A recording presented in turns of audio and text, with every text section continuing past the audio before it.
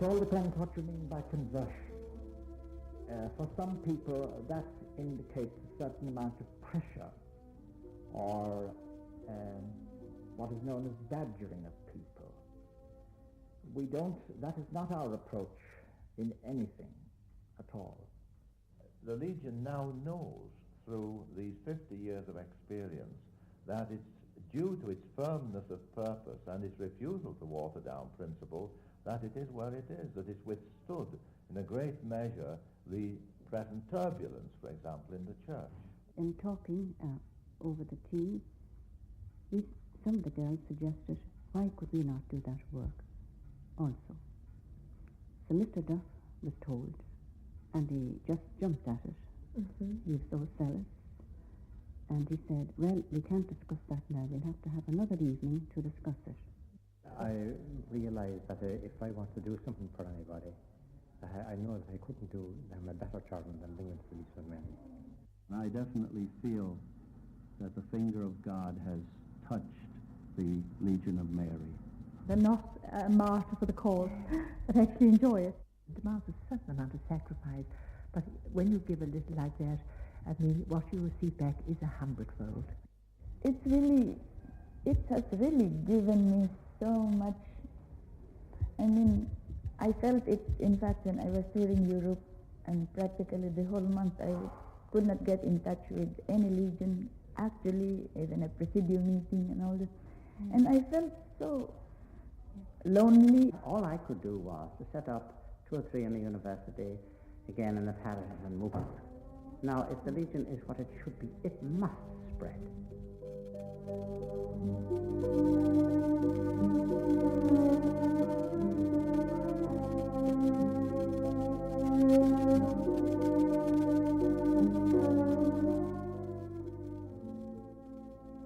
The 50th anniversary of the foundation of the Legion of Mary is a cause of joy, not only to Dublin, its place of origin, but also to Ireland and even to the Catholic world. These were the words written by the Irish hierarchy in a letter to Mr. Frank Duff to congratulate him on the anniversary of an organisation which he founded 50 years ago today. Many people will share in Mr. Duff's joy, but to many others this is just another celebration and no particular concern of theirs. This indifference for their fellow men has not stopped the Legionaries, however, in their extraordinary work, a work which is carried on in many cases in the simplest way, but with the most far-reaching results.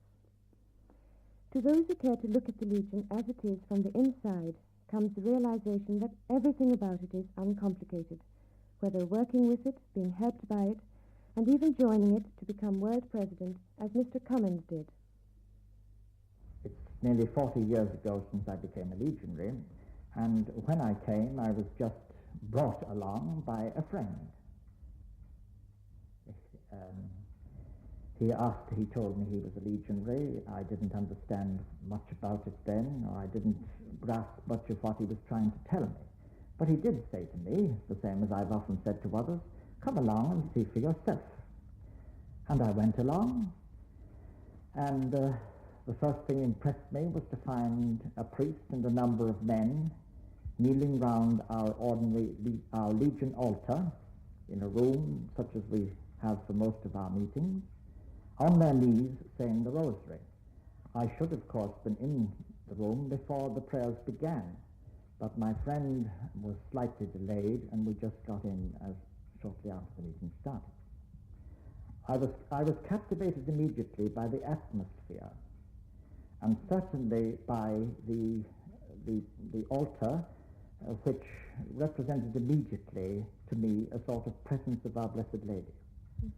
From my boyhood, I had been taught by my parents, my teachers and priests to have a devotion to Our Blessed Lady. And I suppose I tried to do it in my own tin pot way as well as I could. But this, for me, seemed to be a new approach, something that certainly evinced from me more than I had previously given. There's an ancient Chinese proverb which says that a journey of 1,000 leagues begins with a single step. And now it can be said that that journey of 1,000 leagues has indeed brought the Legion into the depths of ancient China. The story of the Legion's birth and growth in China, and how well the mission was accomplished there, is best known to Father Aidan McGrath, the Columban father who has given up so much of his life to the resistance of the communist Goliath.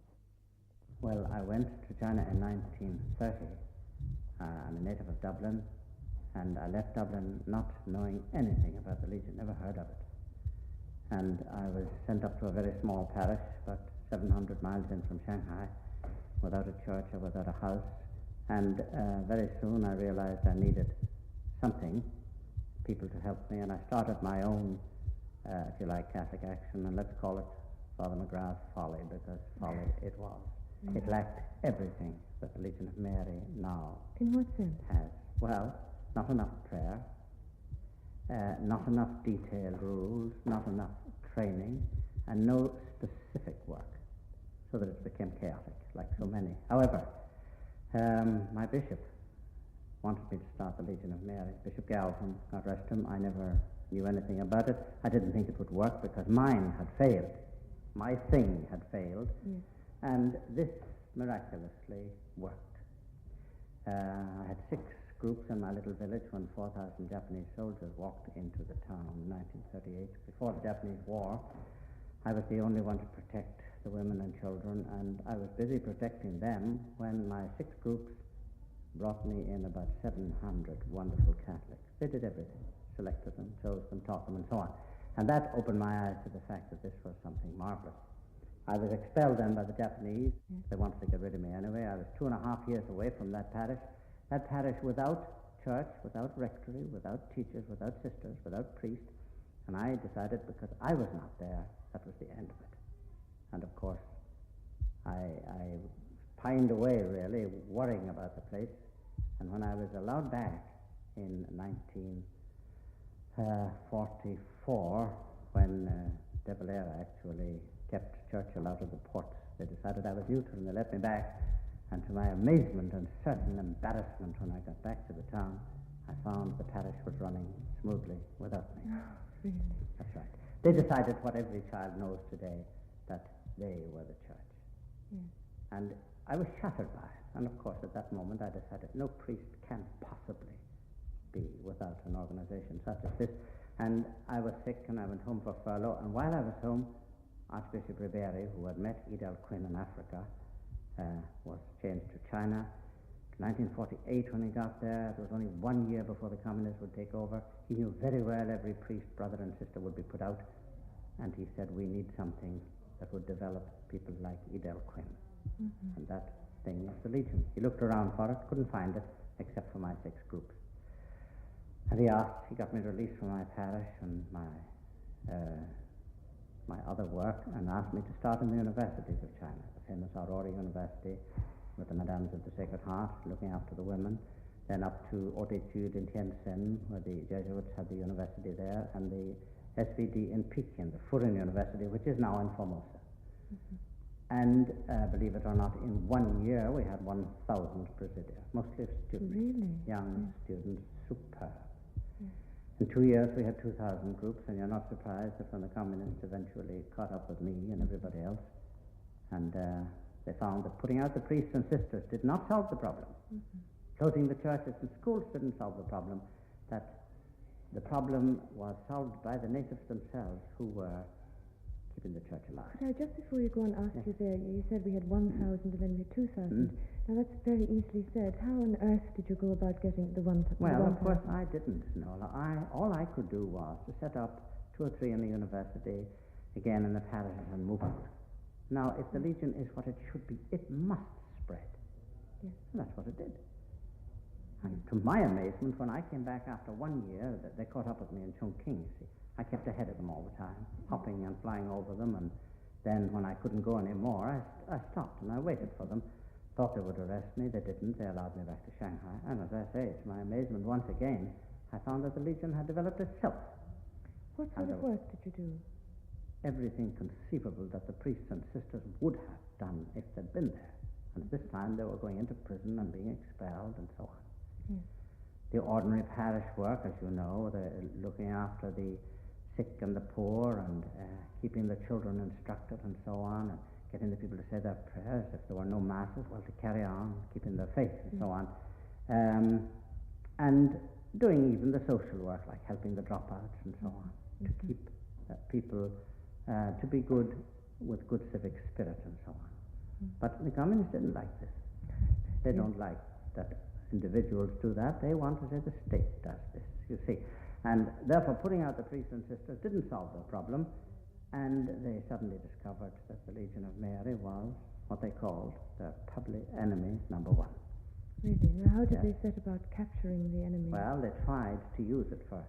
They thought that they could control it and frighten it and use it as a spearhead to develop the native church, what they call the independent church, national church, independent of Rome and so on.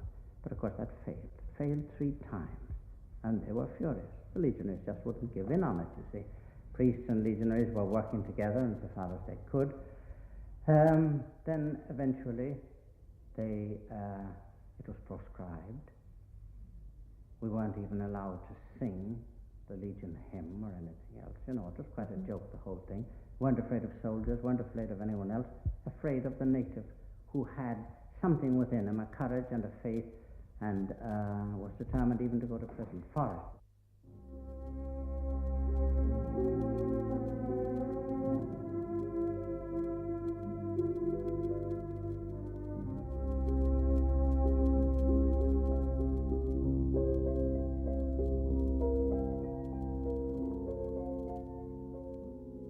The Legion, now so considerable, had the most humble beginnings.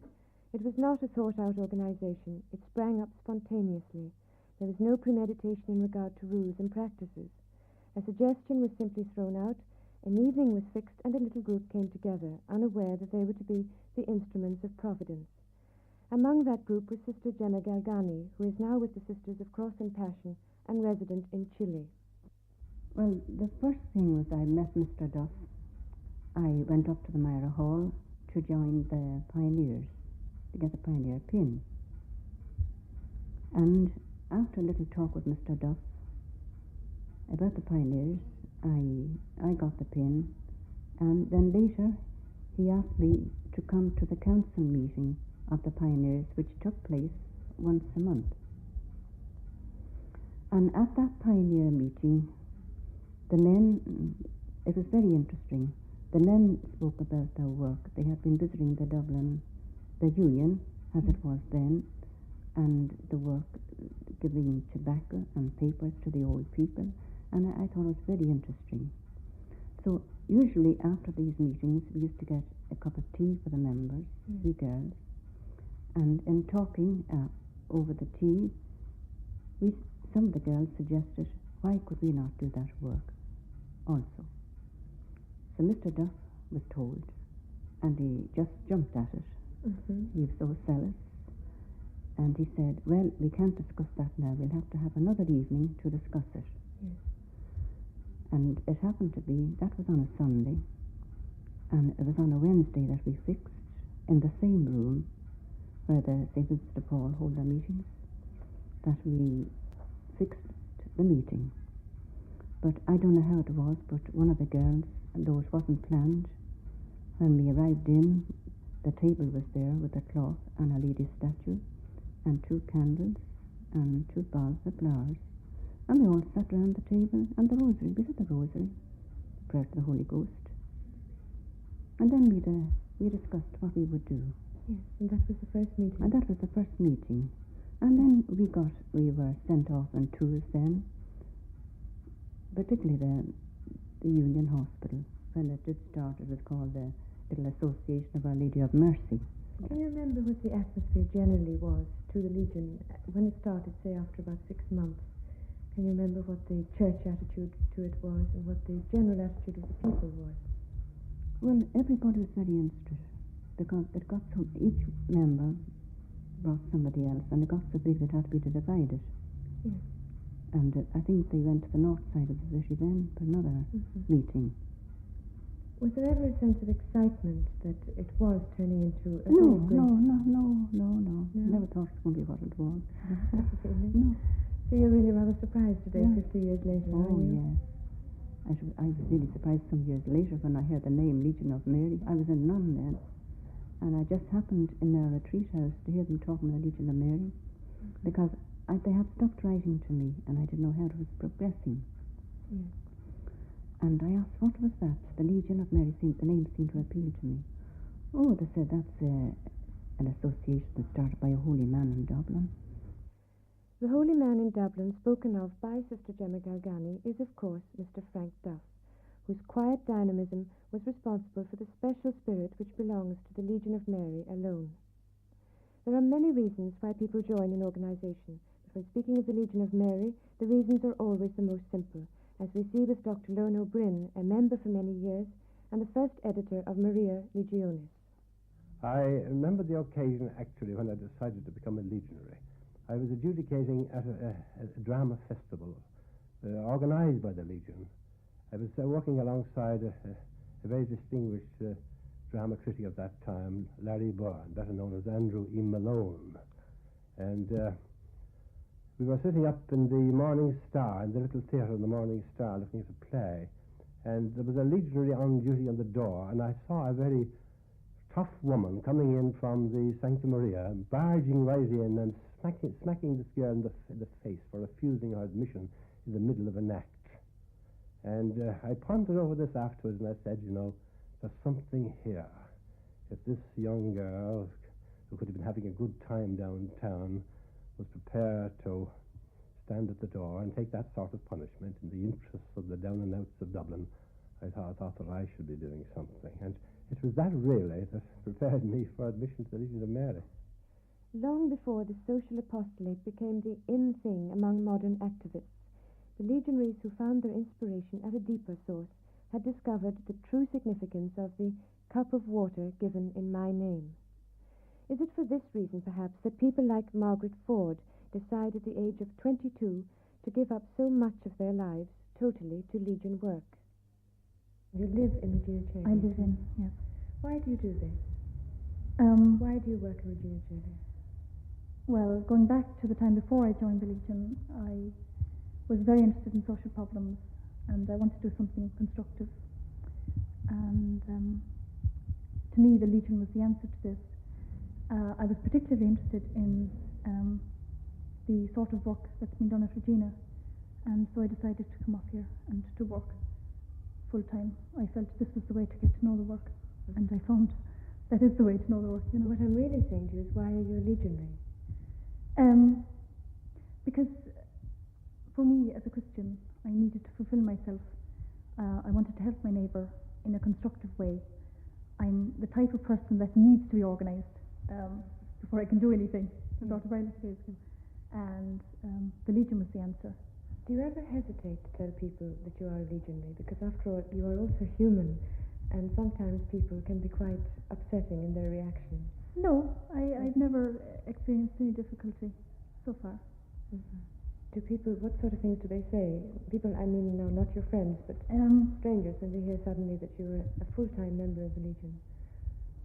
First, I think they're amazed at my age to be a full-time member. They think it's very uncommon for somebody so young to give so much time. But sort of when they get to know me, they appreciate that, you know, I want to do this, and I'm not a martyr for the cause.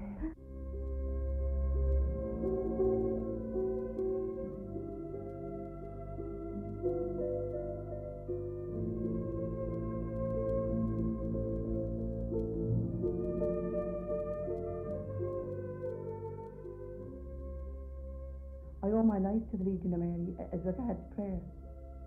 There are people in this world who are more than ready to criticize everything, more especially if the motivation is religious, and the Legion, of course, has its critics. One of the most severe criticisms made of the Legion is that its members intrude in the private lives of their fellow beings. But to those who care to find out, nothing could be further from the truth. And you only have to meet a lady like Mrs. Dale to realize the true meaning of Christian love. It's joy, I couldn't describe it, because it's a life that you'd have to know it. Because when I found I hadn't a mother, my mother always told me the mother of God is a sinner, and I believed her. And I said to her, God bless her, she said she's just an ordinary person, just like you and me, and sinned. And I always believed her, you see. So until I used to study myself, read little books and pamphlets I used to get in my prayer fees, unknown to anyone, and I was reading them a lot in work.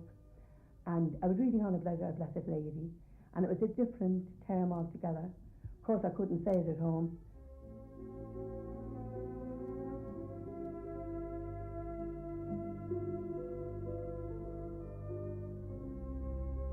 Also among many people today who do not know it, or for whom it is a silent rebuke to their own consciences, the Legion of Mary has been the object of cynicism and the butt of many barbed jokes. And to people like Sam Hughes, these must sometimes be very hard to take. I think the Legion is misunderstood to the point where it is regarded as something extraordinary in the religious sphere. And the Legion, in actual fact, is, and has always been to me, certainly, just normal Catholicism. If you like, full-blooded Catholicism, but nevertheless normal Catholicism.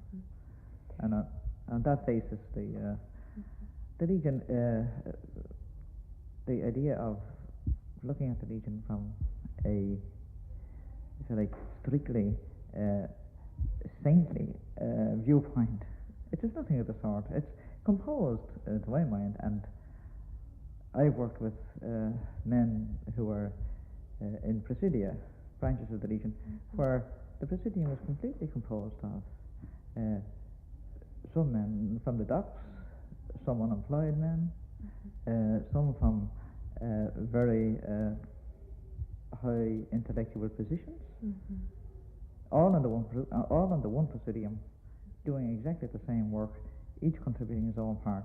And this, to my mind, is one of the strong features that attracted me to the Legion, that it could attract people from all intellectual levels and from all walks of life, and they could all be united, if you like, in one ideal.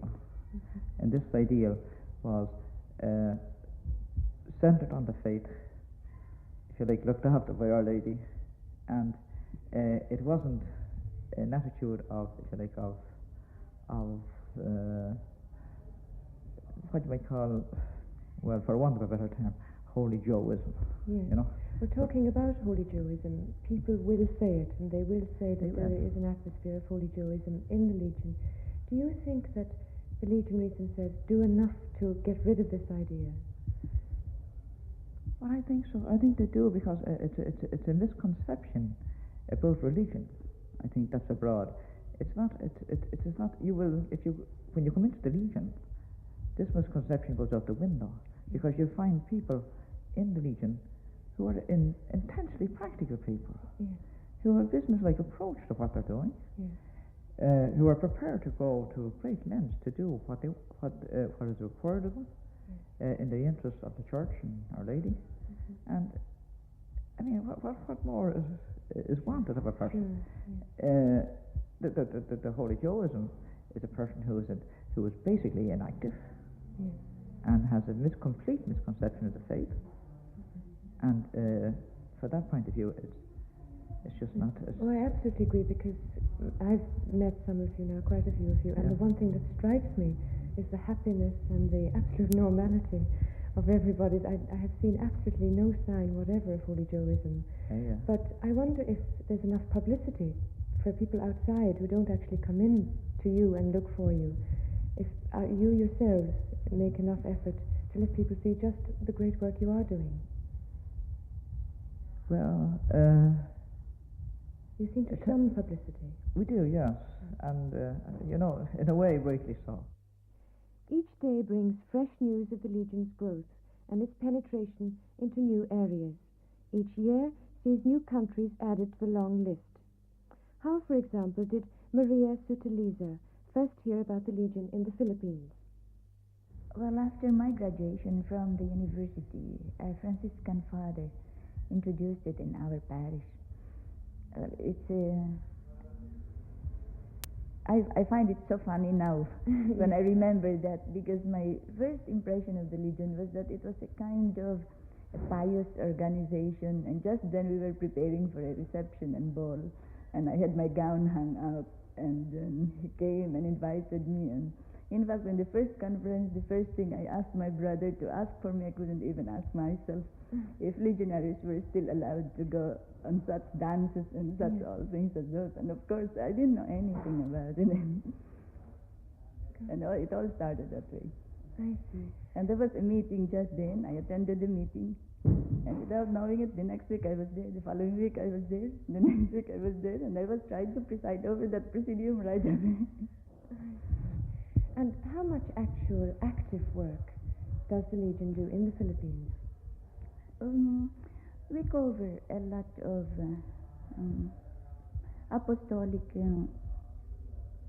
program of works, but we concentrate chiefly on home visitation. Yes, with the different purposes, but especially to have the people know. Now, would this home visitation be to all houses of all denominations, all religions? Yes, we try to cover all. Yes. What about recruiting? Is it very difficult in the Philippines? Well, as of now, it's really difficult because they usually are working people and most are students. But at any rate, we still do. In our home visitations, we include recruiting, of course, but we usually get auxiliary members instead of active ones. How does the Legion in Ireland compare with the way it works in the Philippines? Also very different. Perhaps because the needs are also different. Look, in the Philippines, even if we are known to be a Catholic country, we have more lapsed Catholics, sad to say. I see, yes. So the difference in the work is really in the sense of the apostolic work, isn't it? And then, of course, we don't have so much of these club activities that I see around here. Yes. In what way do you mean that? This organization of clubs I was in a club for disabled children, retarded ones, and all that. We haven't. We don't have that kind of work there. What apostolate to the crowds were just beginning. Yes. And then this street rescue work, which is really heroic, I say it here. We could also do that there because we have such cases also. You don't do that at all in the Philippines? Not yet. Not yet. All that we do is visit the bars, get in touch with the girls. What does the Legion mean to you personally? Well, if you ask me, I think I could say the Legion is my life. In what way would you describe that further? It has really given me so much. I mean, I felt it, in fact, when I was touring Europe, and practically the whole month I could not get in touch with any Legion, actually, even a presidium meeting and all this. And I felt so lonely.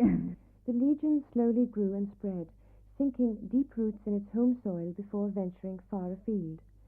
It has been ready to help with every form of apostolic work throughout the world, and at the 551st meeting of the Concilium, or governing body, which took place in Dublin on August the 15th last, members received reports from envoys throughout the 5 continents. And attending that meeting was the first envoy, Mary Duffy. In the early 1930s, perhaps 1933, Miss Alice Carthy, as she was then, wrote an article in the Commonweal, an American magazine, in which she described the work that the Morning Star was doing for the down and out men of Dublin. That article was read by a prominent Catholic layman in San Francisco, Mr. Oliver, and as at that time the United States was suffering from the effects of the depression of a few years previously, and as there was a great deal of unemployment, Mr. Oliver was intensely interested in the welfare of the poor people, especially the down and out men of his own city. And when he read about the work of the Morning Star, he wrote to the Commonweal, but they told him the article had just been supplied to them, and they suggested that he would write to Miss Carthy. Now, Alice Carthy put him in touch with Mr. Duff, And Mr. Duff tells us that he wrote a 7-page letter to Mr. Oliver, and Miss Celia Shaw, who was one of the early members of the Legion of Mary, supplemented it with a 3-page letter. And Mr. Oliver went to his Archbishop with this information about the work that was being done here in Dublin in the hostel, but the Archbishop would not permit him to open a hostel in San Francisco at that time. He wrote again to us, and he said that he was 80 years old. He was very anxious to see this set up in his lifetime, and perhaps if we would send someone to San Francisco, that person might be able to give further information to the Archbishop and win him over. And in 1933, Celia Shaw went out for a period of a few months, but by the time she reached San Francisco, the Archbishop had died. However, she described to Mr. Oliver the work being done in the hostel. She explained that it was a work of the Legion of Mary, but that it was only one of their many works. Mr. Oliver became still more interested in the Legion of Mary, and after Mr.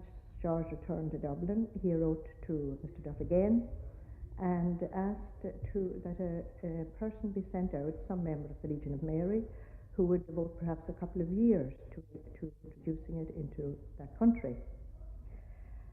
So in 1934, I was asked by Mr. Duff would I agree to go, and I did, and I left Dublin on the 3rd of June 1934 and arrived in New York 6 days later. And you stayed for? I was appointed at the outset for a period of 3 years, but in the interval the World War II broke out and it was not possible to get home, and I stayed for 12 years. Like other envoys, part of Mary Duffy's work was to visit people who had perhaps, for one reason or another, lapsed from the church. How did those people react to an uninvited guest? Invariably, the reaction was kindly enough. In many cases, they were very happy to be contacted, and perhaps only waiting for the word of encouragement, either to have a marriage set right or to get back themselves into practicing the faith. Is it ever difficult for a legionary to approach someone like that? We tend to think of the other person's reaction, but I wonder how difficult is it for the legionary, because it is quite a hard thing to do. Well, it is. It's never really easy, and I suppose if we were depending on our own effort, we just wouldn't do it at all. It's first of all, I think the discipline of the weekly meeting and the spiritual atmosphere at that meeting that really gives courage even to the most timid to do a work that is definitely a difficult work. But the Legion of Mary is so vast today, has it perhaps become almost impersonal for this reason? I asked Monsignor Falls, who is the spiritual director of the Sonatas in Philadelphia, if he thought this had perhaps happened in America, and if the Legion had lost contact with the people for this reason. No, I think the opposite, that it's one organization in the church that is continuing contact with the people, and more as time goes on, I think we'll do more of this contact, because we are beginning to increase in numbers again. We had a period of recession right after the Second Vatican Council, when so many thought that we should downgrade Our Lady. They thought that the council wanted us to do this, that the ecumenism should substitute for the convert apostolate. These being two features of the Legion of Mary, there was a period when our membership started to decline. Our recruiting wasn't as active as it had been, but we're on the uptrend again. Another of the criticisms of the Legion of Mary is that it is old-fashioned and needs to be updated, that it is too rigid in its discipline, and that it is not ecumenical in its devotion to the Blessed Mother.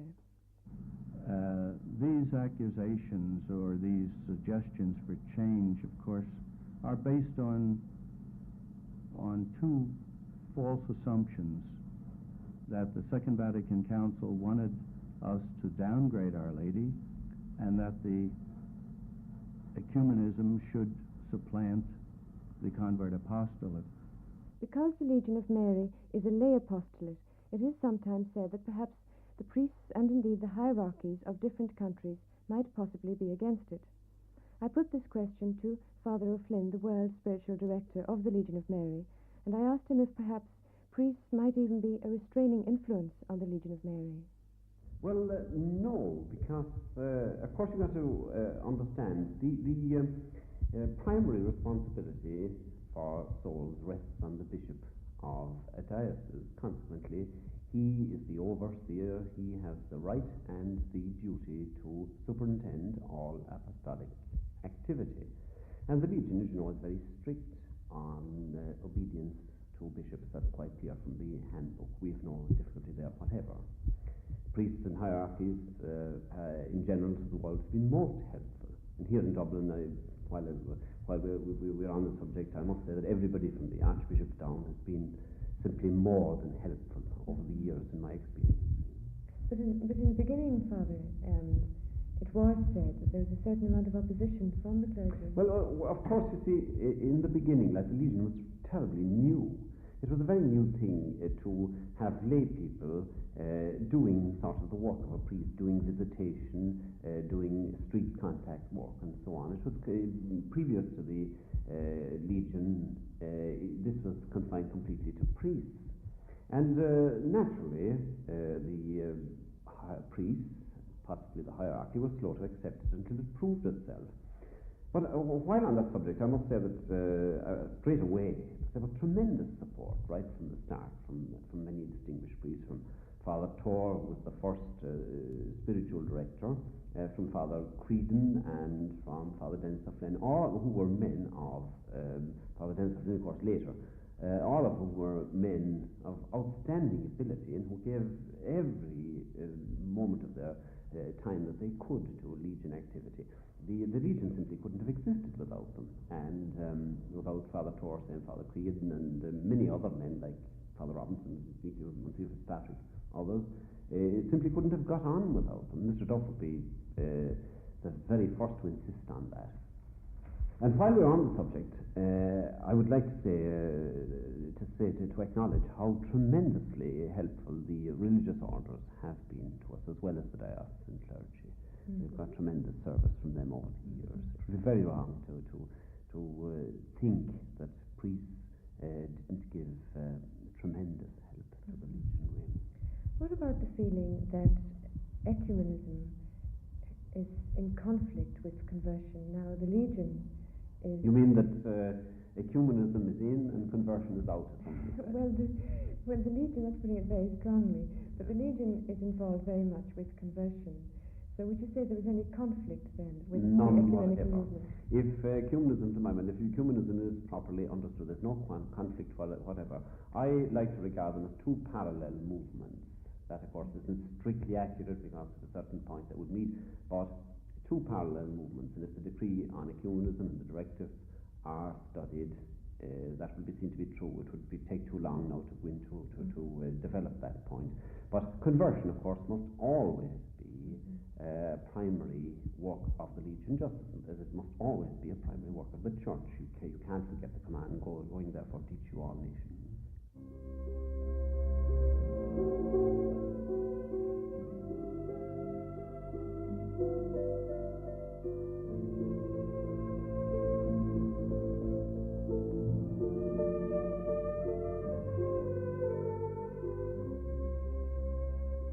Every organization has its headquarters where its more detailed work is carried out, and the headquarters of the Legion of Mary are in Dublin.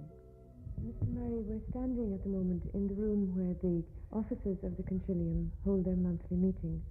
Now, in front of us here is an altar. Would you tell me something about it, because I know that it's a fairly important altar? Yes, we regard it as a most precious relic of the past, because it was the altar around which the first meeting of the Legion of Mary was held on the 7th of September 1921. The setting up of the altar was a spontaneous act on the part of one of the first few legionaries, a young girl named Alice Keogh, who later entered religion and became a sister of the Assumption, and who died in Canada on the 20th anniversary of the founding of the Legion. The altar is a statue of Our Lady, the Immaculate Conception model, with the hands extended as in the distribution of graces, flanked by two vases with flowers and two candlesticks. Now, are these original, these vases and candlesticks? These are the original candlesticks. The vases are glass. They're a reproduction of the originals, which were destroyed during the early years. The vexillum that you see was the first model made when that was introduced. Now, will you explain to me what the vexillum is? The vexillum is an emblem of the Legion of Mary. It is a metal based on a marble globe and a marble base, or an onyx globe and a marble base. The metal part has at the top a replica of the Holy Spirit in the form of a dove, and then there's a crossbar with the words Legio Mariae. Beneath that there is a disc, a replica of the miraculous medal, which is complete front and back. And then beneath that the globe, which represents the world. The symbolism being the distribution of graces to souls through Our Lady. And do you use this in all the different areas all around the world? All the different in every Legion of Mary meeting, whether it is a presidium, which is the local unit, or a council meeting, this emblem is always used and placed in front of the statue. Yes.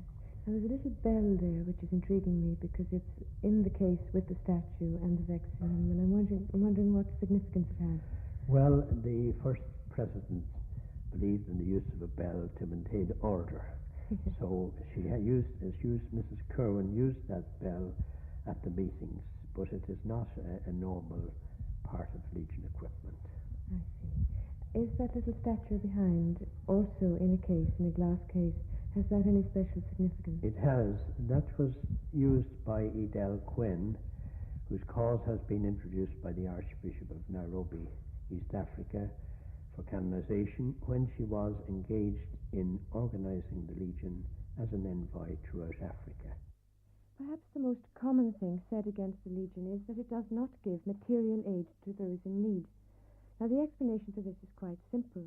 It derives from the origin of the Legion itself, which sprang from the St. Patrick's Conference of the St. Vincent de Paul Society, a society where the object, as everybody knows, is to give material aid. It's quite natural, then, that the Legion at the beginning would not wish to take up the same work. In fact, it came into existence through a realization of the fact that there was need for a different kind of service, a wider kind of human uplifting. And I asked Tom Doyle, who joined the Legion of Mary in 1930, and has since then been doing visitation work and hostel work in the Morning Star, if there was much change in the Morning Star since the early days. In the early days, there was no such thing as social service that's given to men now. The type of man that the Morning Star catered for was not entitled to any unemployment assistance or other social benefits that men have now. Yes. They were entitled to no weekly allowance. Mm-hmm. What is the reaction of the men to you in the Morning Star generally? Do they feel that they owe you something, or do they feel a little bit aggressive towards you? Well, most of them, I'd say, are quite pleasant with me. Mm-hmm. There may be times with drink and things like that, but men would be aggressive, but generally not. Mm-hmm. You're a man who has given up practically your whole life to the work of the Legion of Mary. Why did you do it in the beginning? Well, I suppose I just got taken with the Legion when I joined it, realized I'd found something very good. As time went on, I realized that this was something that was a kind of life that I hadn't thought about before. How did you first hear about it in the early days? Brought in by a friend. I was in the St. Vincent de Paul Society, and my president was also helping with the Legion. There were no men in the Legion at the time. Yes. But we helped the Legion to do some of the Legion work. Such as? the Pickens, the Medical Mission, Yes. and the Metropolitan Hall. Yes. They were two proselytizing places. Yes. Now, you said there were no men in the Legion. When you joined it, were you one of the first bunch of men? Well, a number of the Presidio, when I joined the Morning Star, as it is now, Yes. we weren't affiliated to the Concilium because there was no men in the Legion. But we met around the same Legion altar, and we said the Legion prayers, and we followed the Legion rules. And later, when men were affiliated into the Legion, our Presidium came into the Legion. What do you think of the young people today who are joining the Legion? Well, we meet some very, very good intermediates. Trouble is that we haven't enough. Why do you think you don't have enough? Well, when you look around at the meetings, there's not enough of young people. We lose a lot of them about 18, 19, 20. They leave off coming up to the exams, and even when they start work, many of them are doing night study, and many of them won't give the time, I suppose. But on the other hand, there are some very, very good ones. Now, you probably don't have all that much time in your hands, because when you're finished with your work in the Morning Star, you must be pretty tired. Do you ever now actively try to recruit yourself people for the Legion? Only people that I meet, you see, in the work. My whole life is taken with the Legion, you see. Yes. And therefore, everyone that I speak to is something in connection with the Legion. Yes. And I haven't the opportunity to go around from house to house or meet people on the street to tell them about the Legion. Well, you said only people that I meet, so it means that when you actually meet someone, are you always thinking, well, this would be a good member, or how do I ask? Well, I realise that if I want to do something for anybody, I know that I couldn't do them a better turn than bring them to the Legion of Mary. And how do you go about explaining to them? We'll say you come across somebody in your work, and they don't know very much about it, and you discover this. What do you say to them? Well, I try to tell them about the Legion, about what it is. What is it? I suppose Our Lady at work. I've always found that if I tell anybody about the Legion, that I must tell them about Our Lady's connection with the Legion, that to a certain extent it's not just doing of any particular kind of work, but it's not, to a certain extent, Catholic action. It's not, certainly not social work, though they may do social work in Catholic action, but it's the Legion of Mary, which is different than the other organisations. Closely connected to the heart of the Legion of Mary is the true devotion of St. Louis de Montfort. To the many bonds of union that the Legion recommends to all its members, the true devotion adds just one more. And I asked Frida Coyne, who is one of the Legion of Mary's envoys to Ecuador, what the true devotion to the nation meant to her. Yes, well, we found particularly that in Ecuador, where I was envoy, working with another young legionary, Anne Bambrick, we found it very necessary to bring into play this true devotion to the nation. In other words, that we would try and uplift society, thinking in terms of the man as a whole, both soul and body. And whilst we would dedicate ourselves to actually developing social works, we would never lose sight of the fact that, again, we must try through these opportunities to develop the man spiritually as well. Well, Frida, with you, you have Anne Bambrick, and you've just come back also from Ecuador. Yes. And you're a member of Voluntary Christi. What is that exactly? Voluntary Christi is a movement that grew out of the Legion of Mary project of Peregrinatio pro Cristo. It's a movement that helps lay people and prepares them for work in foreign countries, professional people or non-professional people. The spirit of any organization is difficult to grasp. To get to the real meaning of the spirit of the Legion of Mary demands a deeper effort than most of us in the whirl of daily activity are prepared to make. What is it all about? Well, it's about a group of men decided to get together and start off I won't say a club, but a thing that will do a lady's work for her. That she always wants, that she wants to be done here. What's Our Lady's work? To help people. And try to respect other people and help them. Did you always think that as a Legion? No, I always thought it was just praying all the time. To John and the other children who are members of this club, the Legion of Mary is perhaps a refuge in itself. What do you come here for? Physical training and games. How did you first hear about the Legion? There was people going around the area in which I lived and asked me to join, so I just tried it out and got interested, and then I got interested in the club. That's why. Do you have to be a member of the Legion before you can come into the club here? No. You can just come in and... Yes. And you have somebody with you, I don't know your name. Robert. Robert, what sort of things do you do here? What sort of activities? PT, physical training, and all that stuff. If you weren't in here, what would you be doing? Nothing, messing around. What do you call messing around? Just around the street. Nothing else, just the best place to come. What do you think of the Legion? If somebody came up to you and said that they were a member of the Legion of Mary, what would you immediately think of them? It's just an ordinary person to me, They're the same as anyone else. Do you think they're particularly good living or better than the average person? Yeah, I'd say so, yeah. I'd say there's more to do, There's more to do than anyone else. So, naturally they're going to be better, I'd say. When you're the right age, I don't think you are the right age yet, are you, to join the Legion? No, not the senior Legion. Well, when you are the right age, do you think you will be a member of the Yeah, I Legion? think so, yeah. What attracts you to it? Oh, well, it's part of the club, and I think I'd like to work with the Legion, around. That stuff. If you weren't here tonight, where would you be? Around the street. Well, in my house now, but during the night, early night, I'd be in the street. What age are you? 15. And what would you be doing in the street? Might go off with my friends or have a game of football or something like that. Yes. And so while you're in here, you're doing PT, is it? Yes. What did your friends, your other friends who are not in the club, what did they think of you when you said you were going to the Legion Club? Some of them might just laugh, thinking it's a sissy boy or something, Why do you think they think that?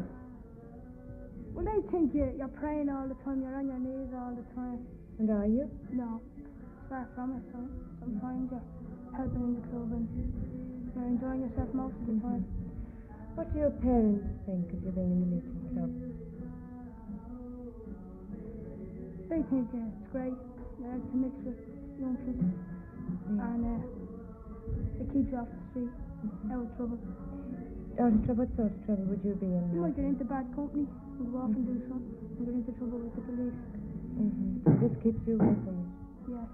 Do you ever go up to any of your friends who are not in the Legion and ask them to come along with you? Yes, a good few times. And what do they say to you? Sometimes they come. Sometimes they just say they're going off somewhere. And you can bring anyone you like in here, can you? Well, if they're the right age. What age is that? Over 12 or 11 or 12. You have to be over 12. But to join the Legion, they have to be over 7. Visiting the sick is another form of apostolic help, willingly given by the Legion of Mary. I was always interested in doing apostolic work, but I didn't know how to go about it. And so I joined, and for first 3 months, perhaps I did find it a little difficult, the discipline and everything. But after that, I got the idea of the Legion, and I seemed to understand the spirit of it. And now I've been in the Legion for 7 years, and I must say I love it. How would you describe to me the spirit of it? The spirit of the Legion, is the spirit of Our Lady herself, we try and copy Our Lady's virtues, and we try and see her Son Christ in everybody we visit. It's a deeply spiritual organization, The idea is to bring everybody nearer to God and to bring all souls to Christ all over the world. Now, you visit the Royal Hospital for Incurables. Yes, that's right, yeah. What sort of reaction do you get from people who have a very great deal of suffering anyway to deal with, and perhaps they then have some spiritual suffering as well? How do they react when you talk about the Legion to them, or when you talk about the spirit of the Legion? Well, we've made great friends with these patients in the Royal Hospital. We visit them As you know, in the Legion we cannot give material relief. We don't bring them sweets or chocolates or anything, but we just bring them our friendship and our love, and we bring it in a great measure. And we find if we're really interested in them, they trust us, and they can tell us all their sorrows and their troubles. Well, you must listen to people, not talk too much. We find that. And we find we can help them, and as a matter of fact, they can help us too. There's always give and take in the spiritual world, I think. And we have found that we've helped them spiritually to bear their sufferings. For those in the Legion of Mary who give so much, so unselfishly, even on this earth, there seems to be a reward. Yes, well, I realise that the Legion has done more for me than I have done for the Legion. In what way, Miss Rowe? Well, in the amount of knowledge I have there got, particularly the knowledge of Our Lady, because we get so much about Our Lady that it gives us an extraordinary devotion to Our Lady, which I don't think I would have had if I hadn't been associated with the Legion of Mary. And it also gives you a tremendous love for people who would be outcast. Normally I might be like ordinary people, pass them by, but it gives you a great sense of their anxiety to do something for them. But I would say that the spiritual advantage gained through membership of the Legion is greater than what you are giving to the Legion. On September the 5th, 1921, the harrowing stories of the loneliness and spiritual desolation of some of the patients of the South Dublin Union led naturally to the provision of a different kind of service. Today, 50 years later, these needs are greater than ever. Only today, they are not confined to the South Dublin Union. But what is it about the legionaries which gives them the strength to carry on work which at times seems so impossible? Perhaps their secret is that they are and will remain souls on fire with active love for the Mary for whom their gentle army has been called. But what does seem certain is that by them a special meaning has been given to that most unselfish response of all, be it done to me according to thy word.